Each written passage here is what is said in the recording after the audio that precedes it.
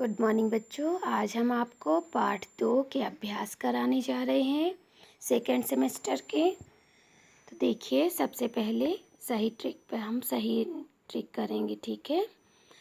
जब रावण मरणासन अवस्था पर रण क्षेत्र में पड़ा हुआ था, तब लक्ष्मण अस्त्र लिए कहाँ जाकर खड़े हुए?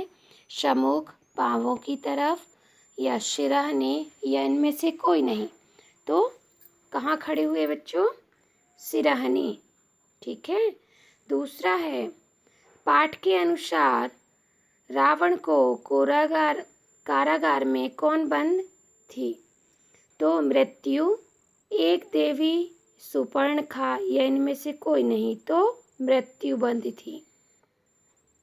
फिर तीसरा है, परम ज्ञानी रावण के पास में क्या करके श्री राम के पास लौट आए? जली कटी सुनाकर, शीश नवाकर, गुस्से से भरकर, या इनमें से कोई नहीं।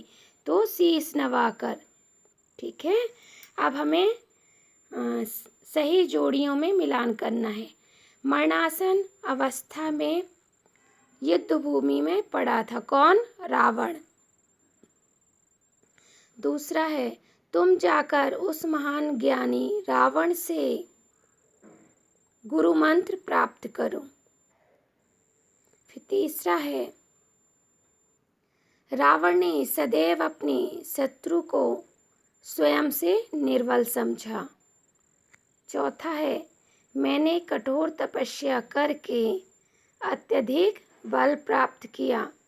फिर पांचवा है, अग्नि को धूम रहित करने की विद्या भी मुझे आती है।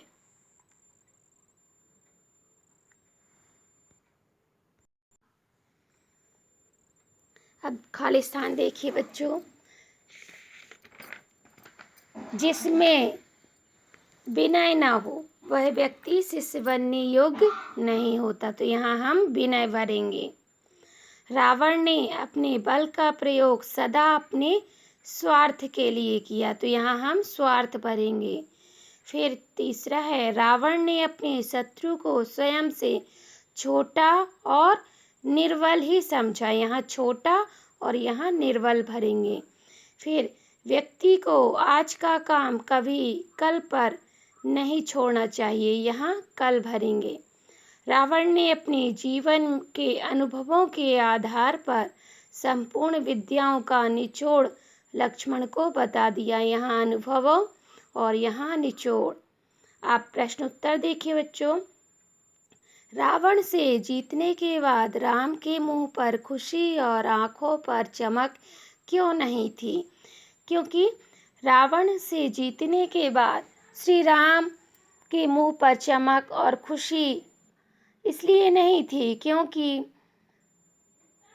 उन्हें दुख था कि इस संसार एक महान पंडित और परम विद्वान से विहीन होने जा रहा है।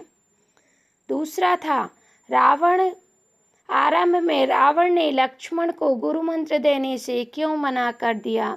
आरंभ में रावण ने लक्ष्मण को गुरु मंत्र देने से इसलिए मना कर दिया क्योंकि वो अस्त्र शस्त्र लेकर सिरहने खड़े हुए थे। तीसरा है, रावण के अनेक शत्रु क्यों हो गए? क्योंकि उन्होंने बल का प्रयोग हमेशा अपने स्वार्थ के लिए किया, इसलिए उनके अनेक शत्रु हो गए। रावण की 3 इच्छाएं कौन सी थीं?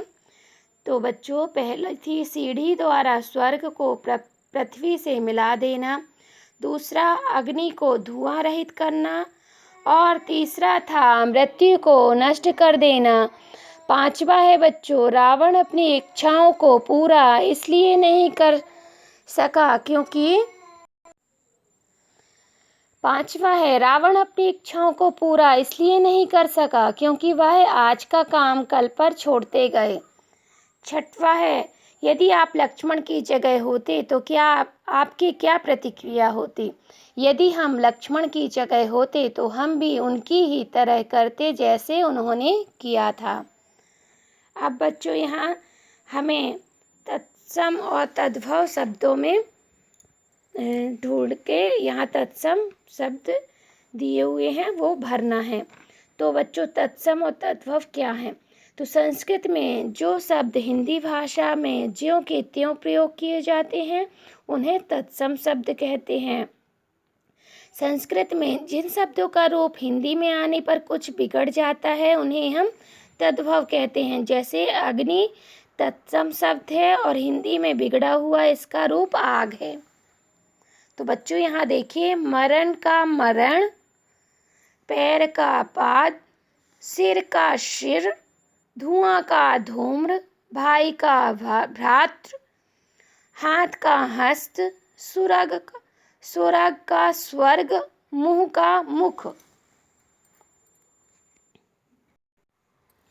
अब बच्चों देखिए, यहाँ जैसे युद्ध की भूमि तो युद्ध भूमि मिक्स करके हमें शब्द लिखना है। तो जैसे रण का क्षेत्र तो रण क्षेत्र या रणभूमि, यहाँ क्षेत्र लिखा हुआ है तो हम क्षेत्र ही लिखेंगे, रण क्षेत्र, ठीक है।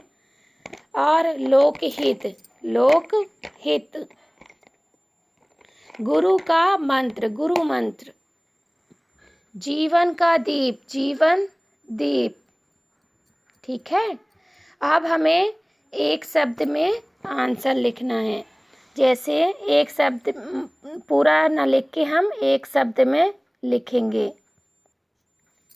जैसे जिसकी मृत्यु निकट हो यानी मरणासन, नम्रता के साथ शिक्षा लेने वाला यानी विनयशील, सिर की ओर का स्थान सिरहने, सभ्य व्यक्तियों का व्यवहार शिष्टाचार, गुरु द्वारा दी गई मुख्य शिक्षा अथवा मंत्र गुरु मंत्र। और बच्चों ये 10वां नंबर, राम और रावण के चरित्र की तुलना कीजिए और नीचे दिए गए रिक्त स्थान लिखिए, रिक्त स्थान पर लिखिए। यहाँ 5 4 4 5 5 जितने लाइनें आ जाएं आपको लिखना है राम और रावण के बारे में, कि राम कैसे थे और रावण कैसे थे, दोनों की तुलना करके यहाँ पर लिखना है। तो ये आपका होमवर्क है। तो इसे आप होमवर्क में करके मुझे कल सेंड करेंगे। धन्यवाद।